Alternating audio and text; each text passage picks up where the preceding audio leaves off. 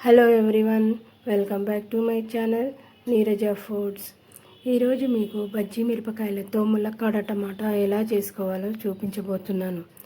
దీనికోసం మనము ముందుగా ఒక మసాలాను ప్రిపేర్ చేసుకోవాలి.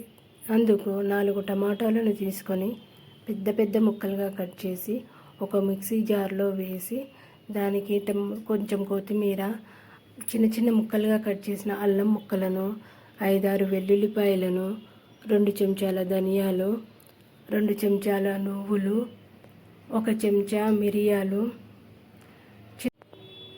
2 చిన్న సైజు దాల్చిన చెక్కలను తీసుకొని మెత్తగా రుబ్బి పక్కన పెట్టుకోవాలి.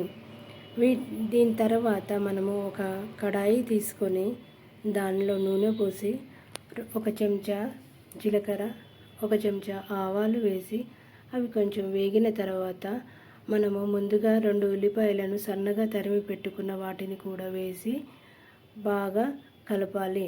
అవి తొందరగా వేగడానికి కొంచెం పసుపుని, కొంచెం ఉప్పుని వేసి బాగా కలిపి ఒక 5-10 నిమిషాలు గోల్డెన్ బ్రౌన్ కలర్ వచ్చేంత వరకు మూత పెట్టి మధ్య మధ్యలో కలుపుతూ ఉడికించుకోవాలి.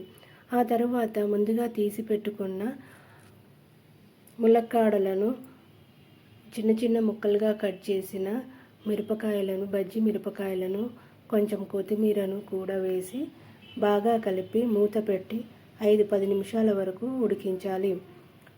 మధ్యలో కలుపుతూ ఉడికించుకోవాలి. దాని తర్వాత అవి బాగా నూనెలో బాగా ఫ్రై అయిన తర్వాత 1 చెంచా కారము, రుచికి తగినంత ఉప్పును వేసి బాగా కలిపి ఆ కారము, ఉప్పు బాగా ముక్కలకు పట్టేంత వరకు వేయించుకోవాలి. అవి బాగా ఉడికి నూనె పైకి తేలేంత వరకు బాగా ఉడికించుకోవాలి. మూత పెట్టి 5-10 నిమిషాల వరకు బాగా ఉడికించాలి. ఆ తర్వాత మనము ముందుగా ప్రిపేర్ చేసి పెట్టుకున్న మసాలాను, టమాటో ప్యూరీని కూడా ఇందులో వేసి బాగా కలిపి ఒక 5-10 నిమిషాల వరకు ఉడికించుకుంటూ ఆ పచ్చి వాసన పోయేంత వరకు ఉడికించాలి. ఉడికిస్తూ మధ్యలో కలుపుతూ ఉడికించుకోవాలి. అది మొత్తం ఉడికి నూనె అంతా పైకి తేలేంత వరకు బాగా ఉడికిస్తే దాంట్లో ఉన్న పచ్చివాసన పోయి మంచి రుచిని ఇస్తుంది. తర్వాత దానిపైన కొంచెం కొత్తిమీరను కూడా వేసి కలిపి స్టవ్ ఆఫ్ చేసుకుంటే ఎంతో రుచికరమైన బజ్జీ మిరపకాయలతో ములక్కాడ టమాటా కర్రీ రెడీ. ఇది మనము చపాతీలోకి, అన్నంలోకి కూడా చాలా బాగుంటుంది. ఇది ఒకసారి ఈ విధంగా చేసుకొని చూడండి. ఎలా ఉందో కామెంట్ రూపంలో తెలపండి. Thank you for watching my YouTube channel. Thank you for all.